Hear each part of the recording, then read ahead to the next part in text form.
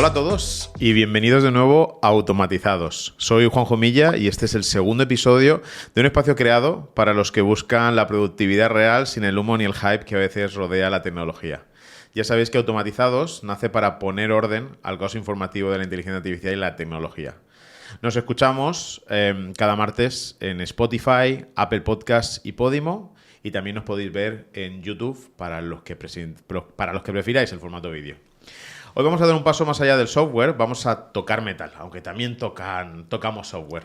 Vamos a hablar de cómo la automatización y la robótica pues, transforman empresas, tanto físicamente como a nivel operativo. Y en este podcast, como ya sabéis, nos hemos propuesto tratar la automatización de todas sus primas. Si bien mi mundo en el que yo trabajo suele ser más el de los algoritmos y el software, la automatización es un concepto 360, que además es un concepto, concepto más físico, un concepto que no se suele tratar normalmente. Y claro, al no tratarse solo de procesos digitales, se trata de cómo la tecnología va a interactuar con el mundo físico. Por eso, hoy vamos a dejar a un lado las pantallas por un momento para enfocarnos en la parte del hardware. Vamos a hablar de máquinas, de sensores y de robots, que además también, hoy en día, también algunos de ellos incluyen inteligencia artificial. Y para ellos, en este segundo episodio, contamos con un entrevistado. Os lo voy a presentar. Hoy nos acompaña Gonzalo Bley, él es socio fundador y director técnico de automatización industrial en Sualver, empresa alicantina pionera en soluciones de automatización, robótica e ingeniería mecatrónica para la industria 4.0. Con una sólida trayectoria técnica, Gonzalo ha liderado proyectos llave en mano que integran diseño, fabricación e instalación, aplicando la más avanzada tecnología para optimizar procesos industriales en diversos sectores. Su pasión por la electrónica, reflejada desde siempre, es el motor que lo impulsa a innovar y a buscar soluciones que combinen la creatividad y la precisión que tanto requieren estas máquinas que él construye. Como experto, pues su enfoque se centra tanto en la mejora continua como en la conectividad inteligente de las plantas de producción, fomentando una industria más eficiente y competitiva.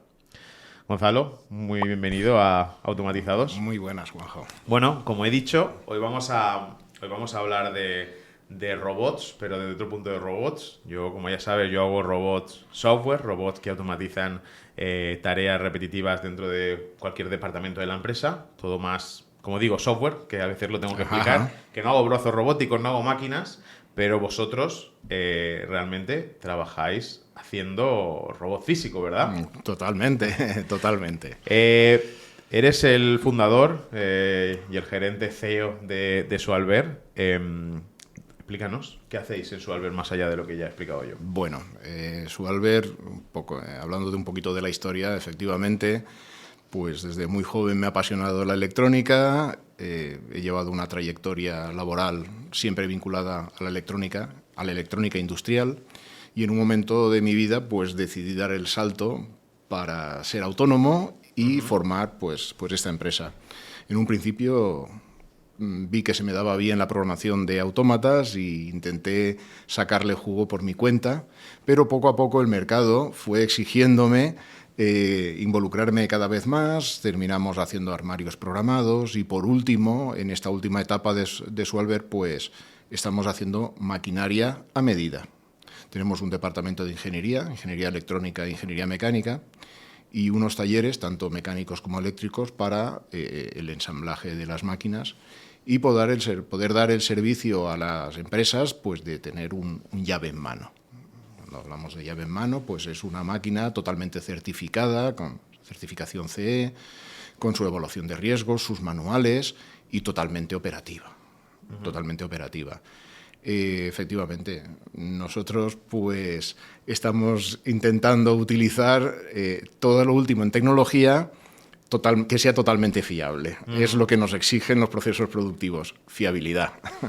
Porque ¿para qué tipo de sectores y clientes trabajáis? La verdad es que no nos hemos especializado. Quizá nuestro fuerte sea en el sector de las empresas de alimentación, pero también es cierto que trabajamos para el sector del plástico, trabajamos para el sector del mármol, trabajamos para laboratorios de ensayo, hacemos máquinas de ensayo y bueno, creo que en cualquier sector. Uh-huh.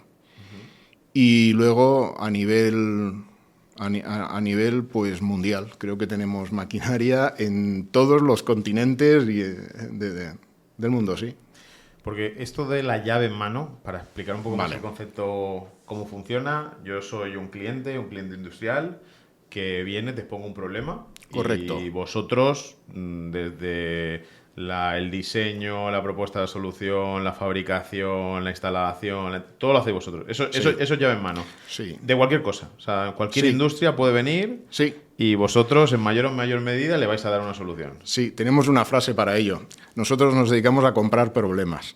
Okay. Compramos problemas.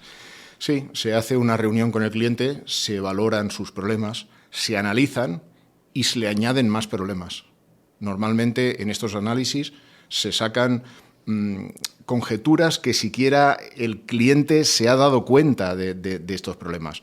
Con estos valores se hace una oferta que si el cliente acepta, nosotros terminamos diseñándole una solución a medida, totalmente a medida. Llave en mano, pues llave en mano es porque nosotros le entregaremos una máquina totalmente funcional con un solo interlocutor. El cliente solo tiene que hablar con una persona. Habrá un project manager en el cual se van a entender y solo hay una persona donde se van viendo el desarrollo del diseño, todos los problemas que hayan durante el curso de la producción y las mejoras y todo. Uh-huh. Antes has comentado que este tipo de soluciones pues no os habéis especializado en ningún sector y No. que actuáis respecto a cualquiera, pero ¿hay algún sector en específico, así como también me gustaría que nos dieses una envergadura de cliente? Porque cuando nos imaginamos empresa industrial pues hay de todos los tamaños. Hay empresas más pequeñitas, empresas enormes, pero ¿habéis encontrado en algún sector o en algún área concreta de negocios que ahora mismo la automatización se os esté demandando más? No tenemos ningún sector que se demande más. Depende de los problemas. Pero sí te voy a decir algunos nombres de clientes nuestros. Por ejemplo, el grupo Helados Alacant son clientes nuestros. El grupo Smurfit Kappa son clientes nuestros. Esperemos que en breve Airbus sea cliente nuestro. Y bueno, creo el grupo Peigran son clientes nuestros. Y no sé si me voy a dejar algunos por ahí. Mediterranean Snack, Pet Snack son clientes nuestros. Seguro que me dejaré alguno, pero sí, bueno, son grandes clientes. Son grandes clientes. Vale. La demanda de automatización viene dada por las demandas de mercado. Uh-huh. Cuando una empresa necesita crecer, nos necesita. Y las empresas necesitan crecer constantemente. Porque una empresa que no crece quiere decirse que su competencia sí va a crecer. Uh-huh. O sea, siempre, cualquier empresa que quiera crecer y aumentar sus líneas de producción, siempre tiene que ir a vosotros. ¿No hay en el mercado robots que ya estén hechos y que los puedan programar, que se puedan programar para hacer esa tarea concreta? Sí. De hecho, todo nuestro material está en el mercado, pero hay un know-how que solo lo tenemos nosotros. La experiencia de Sualver durante tantísimos años, pues esa es nuestra. Entiendo que vosotros también cogeréis brazos robóticos, que estamos acostumbrados a ver mucho en la tele, porque es lo primero. Entiendo que cogéis brazos robóticos y los programáis adecuándolo. Y el brazo robótico no lo hacéis vosotros. No tenéis por qué hacerlo. Es que sería antiproductivo. No es que no podamos hacerlo, pero cuando en el mercado ya existe algo más que fiable, ¿para qué quieres volver a inventarlo? Nosotros nos basamos en lo que son elementos diferenciales, todo aquello que el cliente requiere para diferenciarse de su competencia, algo que sea tan exclusivo para ellos. Dame un ejemplo concreto de que hayas hecho una solución en un cliente donde sea algo muy específico para que entiendan todavía, o sea, para que entendamos qué significa algo muy en detalle, ¿no? Pues explicando un poco el problema y la solución. Te voy a explicar, por ejemplo, algo tan exclusivo. Hay una empresa que hacen bollería, una empresa que se dedica a hacer bollería. Normalmente en estos procesos tienen unas batidoras gigantes donde van haciendo, ellos le llaman peroles, son unos envases gigantescos donde se van haciendo las masas y estas masas las van utilizando pues para hacer magdalena o bizcocho o lo que tengan que hacer. Sí, la base, nosotros la base hicimos la misma, ¿no? La base es la misma, ¿no? Para magdalena Curaçao más o menos. Sí. Nosotros hicimos unas máquinas para que este proceso no fuese en lotes de batidora, sino fuese un proceso continuo. Poder estar incorporando la densidad de crema necesaria de manera continua. Inyectores de aire controlando caudal de crema, caudal de aire y batiéndolo constantemente. Eso significa que no se hace producción en tandas, sino se hace producción continua. O sea, para entenderlo, para bajarlo, ¿vale?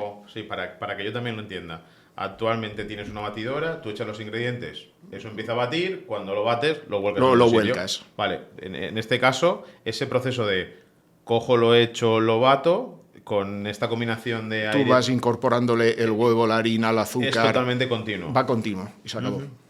Y eso lo tuvisteis que hacer de manera ad hoc para ese cliente. Ad hoc para ese cliente. Porque no había una solución en el mercado. No existía esa... Fue una máquina adaptada. Y así tengo muchos clientes con máquinas adaptadas. Tengo otro cliente que se dedica a hacer chuches para los perros. Son los premios que se les dan a los perros. No hay maquinaria específica para ello en el mercado, con lo cual tienes que ir buscando de distintos sectores de alimentación hasta terminar haciendo pues una máquina que funcione haciendo esas barritas. Esas barritas. ¿Y cómo hacéis un robot? Porque eso también es otra cuestión. A mí me lo preguntan mucho cómo hago el software, pero más allá de lo que me imagino, pues que tendréis que tener un taller, en el caso, pues soldadores, sí. Que utilizáis materiales que todos podemos conocer, hierro, otros materiales, etcétera. Pero sí, ¿cómo hacéis que finalmente funcione, que haga las instrucciones correctas? ¿Cómo entrenáis al robot para que haga justamente...? Si manejas robots industriales, sabes que tenemos programas. Hay programas como el RoboStudio, que antes de tener el robot físicamente, tú lo haces moverse. Le das las dinámicas y él te va a decir los momentos de inercia, momentos de fuerza. Te va a decir si el robot es válido o no, si el alcance es válido o no, si los ángulos de movimiento son válidos o no. Eso es previo. O sea, el robot no se compra y se adapta. Primero se calcula, se prueba y luego se compra. Bien, y una vez que lo habéis probado, lo habéis simulado a nivel software, ¿cómo vuestro día a día? ¿Cuánto tardáis en hacer un robot de este tipo? Entiendo que depende del tipo de desafío. Depende de la actuación, pero puede estar en 3-4 meses. Es que es muy difícil decirte porque los robots normalmente no están solos. La parte más importante de un robot no es el robot en sí, es la mano. Todo robot cuando lo compras no trae mano. Las manos hay que hacerlas acorde a los elementos que van a manipular. Eso lleva un diseño de ingeniería mecánica, lleva un diseño de ingeniería neumática. Pues si vas a hacerlo por presión, lo vas a hacer por vacío, ¿cómo vas a manipular? Eso es una parte del diseño. Luego hay otra parte muy importante de los robots, que es la más importante, que se llama la seguridad. La seguridad, ¿qué tipo de seguridad se va a dar? Si va a ser por vallado, si va a ser por visión artificial. Luego, si el robot va a tener que trabajar de modo colaborativo. No sé si has oído hablar de los cobots. No. Bueno, esto es otra tendencia que existe en la industria, a hacer que los robots colaboren con las personas. Entonces son robots colaborativos porque están limitados en la fuerza para que no hagan daño a las personas que tienen al lado. Pueden interactuar con las personas. Bueno, pues todos estos elementos son los que hacen. Y tienes luego la periferia que se llama el robot, que serían los elementos abastecedores. Si tienes que abastecer palet porque va a paletizar, o tienes que abastecer envases porque va a llenar. Luego tienes los elementos que vayan a sacar estos envases. O sea, un robot en sí no funciona solo. Necesita toda su periferia. Y para una empresa que hacéis robots, ¿cuál es el mayor desafío que vosotros os encontráis cuando vais a abarcar un proyecto de ese tipo? El mayor desafío, la producción, la velocidad. ¿De cuántos elementos por minuto hablamos? Pues claro, te hablan de 240 elementos por minuto. Bueno, entonces estamos hablando que vamos trabajando en centenares de milisegundos, ¿vale? Eso es el mayor reto y el mayor límite, o lo que nos hace decidir qué tipo de línea hay que fabricar. o si va un robot o hay que poner 2 robots. Vale, o sea, la velocidad de producción. Ok, siempre hay solución, hay un límite técnico que marca si se puede hacer o no. Correcto. Y como solución también se puede paralelizar la... Correcto. Por eso digo que antes de comprar el robot tienes que dar todos estos datos para valorarlo.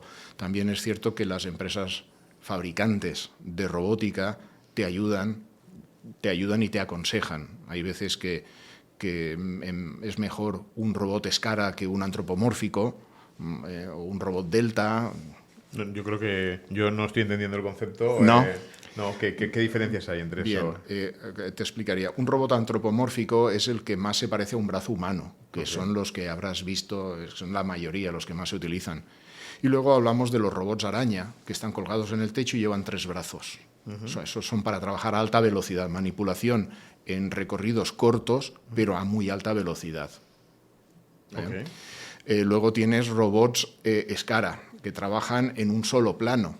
Trabajan en un solo plano y terminan con un eje Z, que se utilizan donde se requiere mucha precisión. También tienen mucha velocidad. En fin, cada aplicación pues, te puede llevar a cosas. Hay algunos que son más sencillos, se llaman robots de ejes paralelos, que es para un envasado más simple, a menos velocidad. Muy bien. Y sí, la verdad, o sea, estoy aprendiendo bastante de terminología. Aunque hagamos robots, no tiene nada que ver lo que hacemos uno y el otro. Interesándome por... Ok, ya tenemos hecho el robot. Yo que he hecho bastantes visitas por industria y me acaban enseñando los cuadros de mando que tienen, que controlan las líneas, etcétera. ¿Cómo se controla que posteriormente el robot lo está haciendo bien? ¿Qué tipo de softwares hay en el mercado para hacer eso a día de hoy? El software es propio de cada robot, se parecen muchísimo, pero los softwares son los mismos. Y realmente, para mí, la parte, aunque sea tan espectacular el robot, es quizá la parte menos importante, porque si lo analizas, el robot lo único que ejecuta son task motion, es decir, ir de un punto a otro de la manera más lógica y más rápida. Pero no controla nada más. El resto de elementos de velocidad, posicionados, controles de temperatura, cualquier otra cosa, cuelgan del PLC. El PLC realmente sí es la caja negra que tienes que crear un proyecto desde cero. Desde cero. Por eso el mayor peso de programación no recae sobre el PLC. Sobre el PLC lo que recae mucho es la experiencia del programador, pues para suavizar esos movimientos, para que sean los movimientos óptimos. Ok. Yo por irme a un tema de actualidad, porque creo que es un tema que nos afecta a todos y es muy reciente, porque también tiene que ver con los robots. Hemos visto en estos días que ha habido una tragedia ferroviaria. Al final, pues, un tren, le llamamos tren, pero podría ser un robot. Un robot muy complejo, ¿no? Sí. O sea, realmente vosotros preparáis los robots para situaciones extremas. Que entiendo que esto, cuando los diseñáis, tenéis que tener mucho cuidado y mucho trabajo para identificar y para restringir lo que el robot puede hacer y lo que no puede hacer, ¿no? Sí.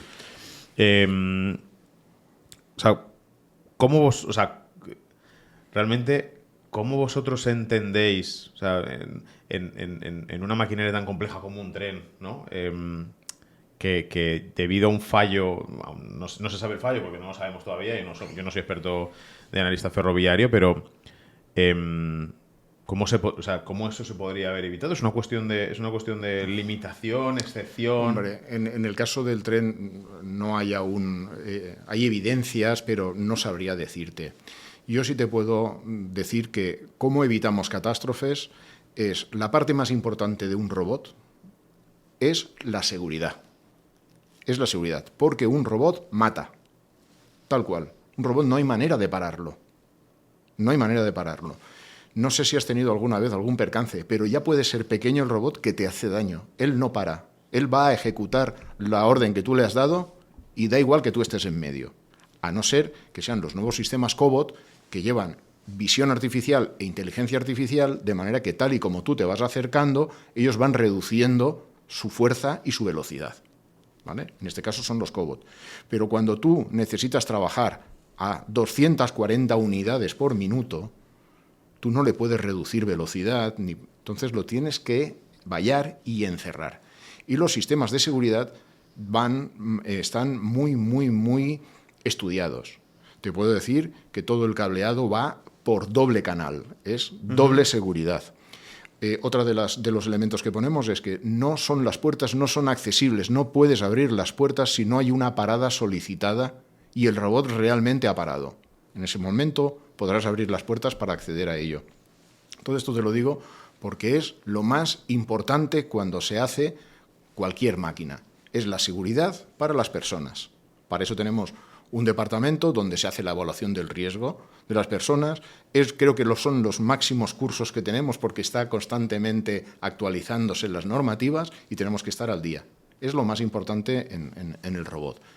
Y luego, la segunda parte más importante, estamos hablando de fábricas de alta producción. Hablamos de 240 unidades por minuto. No pueden haber paradas. Cualquier parada es una catástrofe. Entonces, están muy, muy, muy estudiados para la durabilidad en el tiempo y para que hagan su acometido, que es poder solventar esa producción. Porque en el caso de accidente, ¿sobre quién recae la responsabilidad? O sea, vosotros como fabricante del robot, ¿tenéis alguna responsabilidad? Sí, total. Nosotros marcamos la CE. Nosotros tenemos la responsabilidad sobre lo que la máquina haga. Bueno, también es cierto que lo hacemos para que no sea saboteable, pero si alguien hace un acto deliberado, nosotros ya no somos responsables. Es decir, yo pongo una valla de 2 metros de altura que no puedes abrir las puertas, pero alguien trepa y se mete dentro, ya no recae la responsabilidad sobre nosotros. ¿Vale? Nosotros, las máquinas llevan un manual en el cual los procesos que lleven riesgo vienen estandarizados y protocolarizados. Nosotros lo entregamos al cliente y el dueño de la fábrica es el responsable de formar a gente para que ejecuten estas tareas más peligrosas, pero llevan una formación. Si el dueño de la empresa decide que cualquiera haga eso, es una responsabilidad suya, ya no es nuestra. Lo llevamos muy a rajatabla al tema de la seguridad. Sí, entiendo que también hay mucho protocolo, mucha normativa alrededor de ello. Y aparte de la seguridad para personas, cuando trabajamos para empresas de alimentación está la seguridad alimentaria. No se puede poner cualquier cosa en cualquier sitio. Entiendo que eso también os marca el tipo de material. Correcto. Correcto. Ok. Porque esto, has hablado de visión artificial, lo has incluido en mucho de las partes. Es cierto que la visión artificial ya es inteligencia artificial, ¿vale? Ahora sí, antes no. Eran redes neuronales, probablemente. Ahora estamos hablando, siempre hablamos de inteligencia artificial generativa, ¿no? Pero antes probablemente también serían redes neuronales. ¿Cómo estás viendo que perdona que te interrumpa, pues la visión artificial hasta hace muy poco había que programar píxel a píxel, matiz, brillo, total. Cada fotografía tenías que analizarle dónde querías. Era una ingeniería en sí. Determinística, sí, porque la total. Que estás contando, correcto. Hoy en día, no hace demasiado tiempo, hará un año, me presentaron unas cámaras, las cuales tú les envías 100 fotos de tu producto bueno y 100 fotos de tu producto malo. A partir de ahí ya está autoprogramada y ya, como está conectada a la nube, autoaprende y empieza a afinar más que tú. Hasta que llega un día en que tú dices, oye, me has rechazado esta pieza porque lleva una pequeña mota negra aquí y para mí sería válida. Solo tienes que volver a hacer la foto y decirle, esta es válida. Vuelve a recalcularse. Con lo cual, se ha encargado toda una ingeniería. Porque vosotros, ¿cómo estáis viendo que la inteligencia artificial está entrando en vuestros robots físicos que hacéis? Más allá de... En el mundo de la industria va lento. Va lento, por lo que hablo, porque lo que es la industria requiere fiabilidad. No pueden haber peros o paradas introspectivas. Va lento, pero cuando entra es seguro, muy seguro. Muy seguro. ¿No ves un escenario igual que en ChatGPT pues te da opciones o marca él el rumbo de lo que tú preguntas? ¿No ves un escenario cortoplacista donde tú ya no programes si eso tiene que ir hacia la derecha, hacia la izquierda, sino que una inteligencia artificial, un cerebrito, Sí. tome la decisión. Exacto, la inteligencia artificial está en las capas superiores, donde depositamos datos para que tomen decisiones rápidas. Ahí ya se está implementando, pero no a nivel bajo. Cuando digo nivel bajo, no están en la propia máquina, sino que lo que están es gestionando los datos aguas arriba, en la capa superior de control o de gestión. Y no sé, bueno, antes lo comentábamos. Otra de las cosas donde se está aplicando muchísimo es en los sensores predictivos. Hay una serie de sensores que se ponen en máquinas críticas, motores críticos, que van a enviar una información y, procesada a través de la IA, son capaces de determinar cuándo romperá ese motor. No cuándo está roto, sino a través de una serie de variaciones son capaces de determinar lo que le queda de vida al motor o avisar de que va a romper. Sí, porque, bueno, además, cualquier robot genera cientos, decenas o miles de datos al segundo o en la ventana que habéis decidido generar. ¿Tú crees que a día de hoy todos esos datos se están utilizando para justamente generar esa prevención? Porque yo he ido a plantas que se para la línea y va un técnico rápidamente y yo siempre pienso y digo, no se podrá... Es decir, no se podrá, no. Estoy concienciado que sí. Eso es algo que me pregunto y digo, con todos los datos y con todo el histórico de veces que se ha tenido que parar, ¿no se podrán analizar las distintas variables para poder prevenir? Porque antes lo has dicho tú, no hemos metido el término capitalista, pero realmente una parada en una línea es dinero que la empresa está perdiendo de manera directa, ¿no? Entonces, tú, con tu experiencia, ¿tú crees que las empresas industriales están trabajando el dato de la manera que lo podrían trabajar para prevenir paradas, entre otras cosas? Hombre, te voy a decir, las grandes corporaciones sí. Sí, las grandes empresas tienen su departamento y ya están metiendo en el plan, en el programa del plan de mantenimiento, ya están metiendo IA y datos para esta prevención. Mantenimiento preventivo, no el correctivo. ¿Sabes? No, el correctivo ni el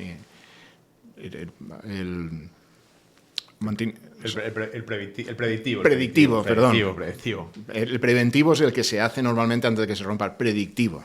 No me salía la palabra. Y también habrás visto, porque seguiréis, esta parte de robótica de la que hablamos es una robótica industrial que la gente no conoce, quiero decir, más allá de los técnicos y de los ingenieros que estén en la planta, ¿no?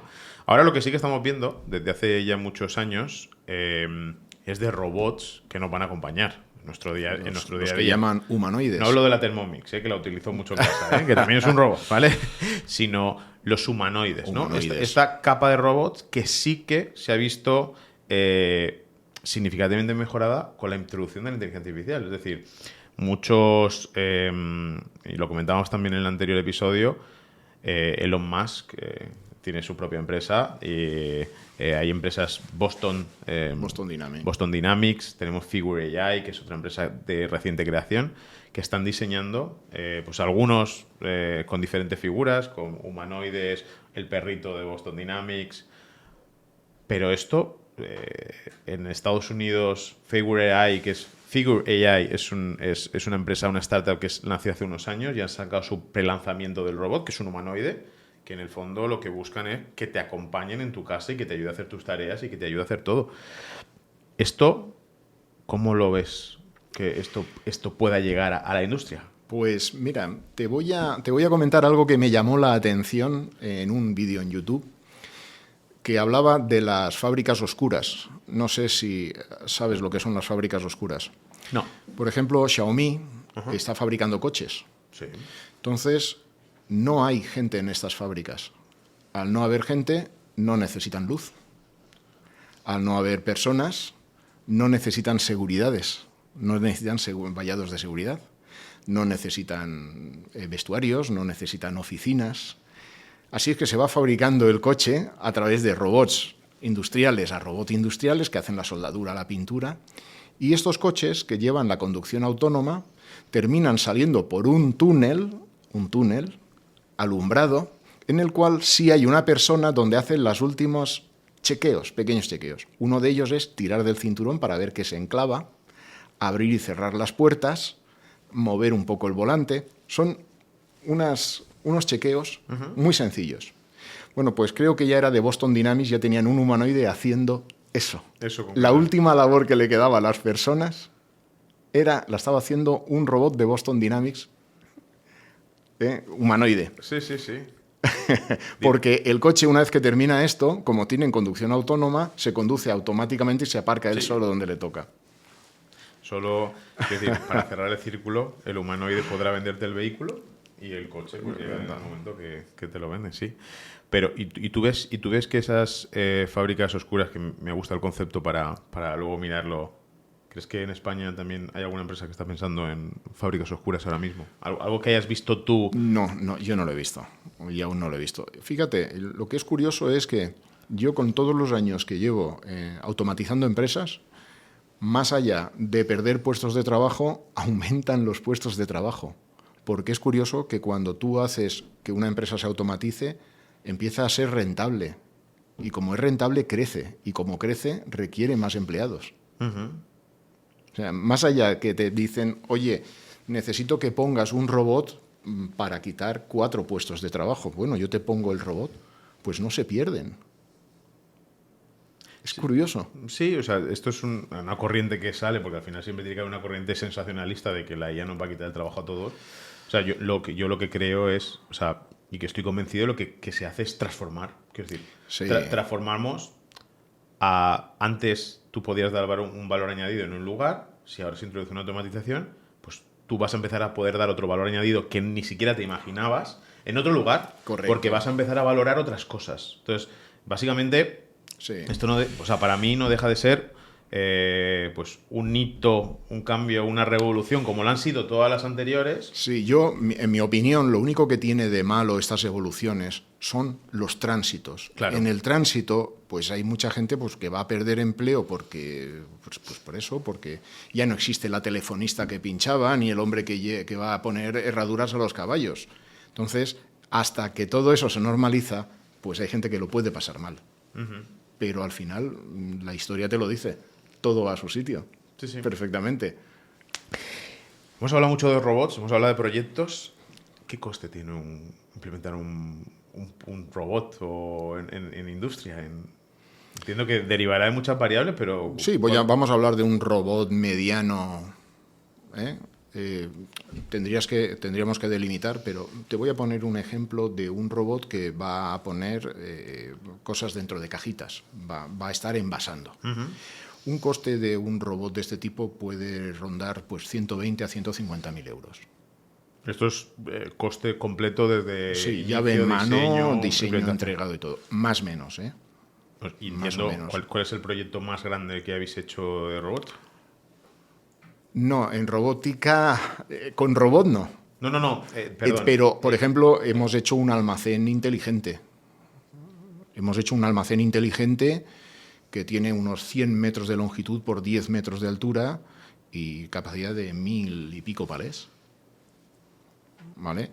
No es robótica, pero sí tiene unos movimientos muy precisos, porque estamos hablando de palés que pesan muchísimo para ir colocándolos en estanterías. Eso es uno de los proyectos más grandes que hemos hecho. Que hemos hecho para la misma fábrica esta parte del proyecto, porque también hicimos toda la parte de visión artificial, toda la parte de envasado con los robots, o sea, hicimos todo. Pero la verdad es que este es espectacular.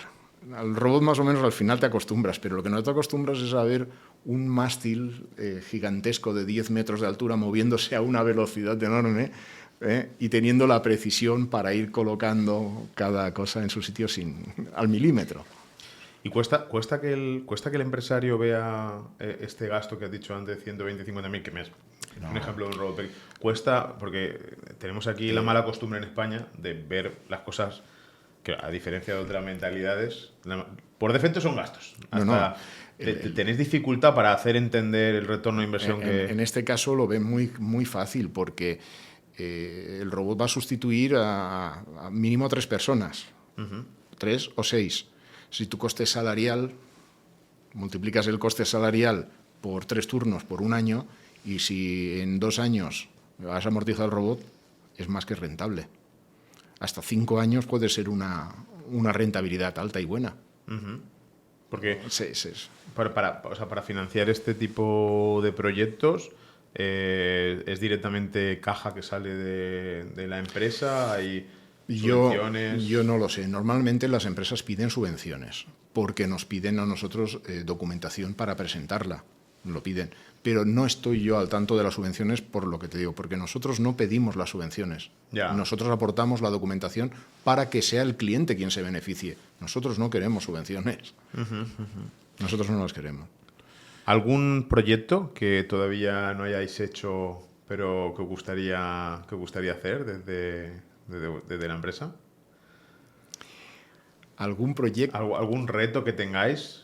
¿Sois una empresa que estáis abiertas a retos? O sea, porque realmente... Normalmente suele ser un problema nuevo cada vez. Cada vez es un problema nuevo, cada vez. es un reto. Pero ¿hay alguna cosa que os gustaría construir y que todavía no hayáis podido hacer, o porque no surgió la oportunidad, o porque entendéis que la tecnología no es lo suficientemente madura para llegar allí?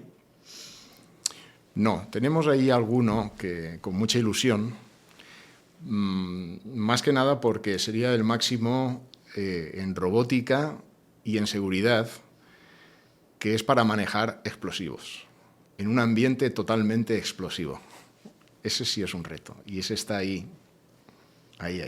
Ok, ¿tenéis alguna oportunidad en mente? Tenemos una oportunidad ahí y sí que, si ya es peligroso en sí el robot, imagínate hacer trabajar robots en un ambiente totalmente explosivo, porque hablamos de pólvora.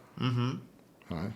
Ese es uno de los retos que tenemos. Bueno, linkando con esto que acabas de decir, realmente cualquier aplicación que se acerque a la defensa ahora, nosotros lo estamos viendo, o sea, yo lo estoy viendo en las valoraciones que están teniendo las empresas, tanto en bolsa como a nivel privado.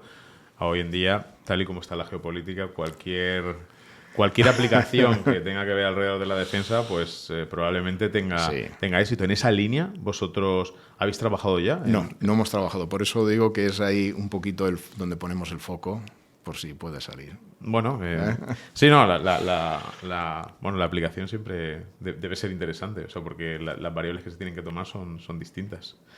Y bueno, yo por ir cerrando el episodio, ¿cómo ves a Sualver? Hemos hablado un poco de inteligencia artificial, hemos hablado de estas corrientes nuevas que vienen de inteligencia artificial, con los humanoides, sobre todo que toman decisiones, que no han sido ya programadas. Quiero decir, ese es el cambio, el paradigma inicial. Un robot humanoide que está en casa, él actúa no porque haya alguien definido a nivel de código que debe actuar así, sino que es una inteligencia artificial que actúa de esa manera porque entiende que es más probable que actuando de esa manera cumpla, ¿no? ¿Cómo veis cómo Sualver va a evolucionar por ese lado? No tanto en hacer humanoides, que no creo que sea no creo que sea vuestro asunto, pero ¿cómo ves que la IA, aún ya conociendo tu opinión, que todavía sigue siendo, oye, yo tengo que asegurar mi fiabilidad, tengo que asegurar mis robots, pero ¿cómo tú ves que la inteligencia artificial que hoy conocemos se va a introducir en la empresa? Es decir, por lo que escuches, por lo que sientas, más allá de la hora, ¿tú dónde sí que crees que vais a caminar desde Sualver? Pues mira, el primer paso que creo que vamos a caminar, es opinión propia, va a pasar por el departamento de mecánica. Creo que la IA no le queda mucho para hacer diseños mecánicos, con lo cual nuestros ingenieros, más que pasar a calculadores, van a pasar a verificadores de los cálculos. Le veo muy preparada la IA en diseño geométrico, que es la ingeniería, y los cálculos que lleva. Eso es lo más inmediato. Lo segundo es en la programación PLC. La programación PLC realmente es sencilla, no es muy compleja, es muy sencilla. Creo que por ahí también andará la cosa, que empiecen a programar las IAs y que solo sean meros forma de chequear que el programa está funcionando, lo que son nuestros programadores actualmente. Y el tema de robótica, pues no nos queda mucho para ver los humanoides en la empresa. Lo que pasa es que ahí nosotros vamos a adaptarnos y a ponerlos. Probablemente seguiréis adaptando humanoides. Mira, hablando de robots y de humanoides, ¿Conoces los AGVs? Los colaborativos. Sí, los conozco. Los conoces, vale. Porque también hemos instalado, ¿vale? Pero la diferencia entre un AGV y AGV colaborativo, ¿sabes? Y es que ellos son capaces de determinar distintos caminos para llegar al mismo sitio. Da igual que se encuentren con objetos en mitad del camino que les impidan trabajar, que les impidan pasar. Bueno, pues entonces vamos a concluir que la inteligencia artificial va a introducirse de alguna forma o de otra. Sí. También en vuestro apartado, Sí. que que vamos a hacer seguramente, que se va a seguir trabajando en hacer una IA más segura. O vosotras le pondréis barreras, igual que le ponéis barreras al físico, le pondréis también a la inteligencia artificial software seguro. Pues yo, hasta aquí el episodio de hoy. Espero que, Gonzalo, te la hayas pasado bien. Encantado. Hemos hablado de robótica física, que era uno de los primeros objetivos, que seguro que vamos a ir hablando, porque la parte de humanoides no nos vamos a olvidar de ella. No. Porque está presente y ya podemos hacer una precompra de uno de ellos. Todavía no hemos ganado el sponsor suficiente para invertir, pero podemos hacer la compra de ella. Y nada, agradecerte mucho que has estado aquí en el podcast hoy. Gracias a vosotros por invitarme. Muchísimas gracias. Pues nada, hasta aquí el segundo episodio de Automatizados. Esperemos que hayáis pasado un buen rato de provecho junto a nosotros. Recordar que nos podéis seguir en las plataformas habituales de podcast como Spotify, Apple Podcasts, Podimo y en YouTube. Y bueno, recordaros que cada martes estrenamos un nuevo episodio en estas plataformas. Así que hasta la semana que viene. Hasta luego.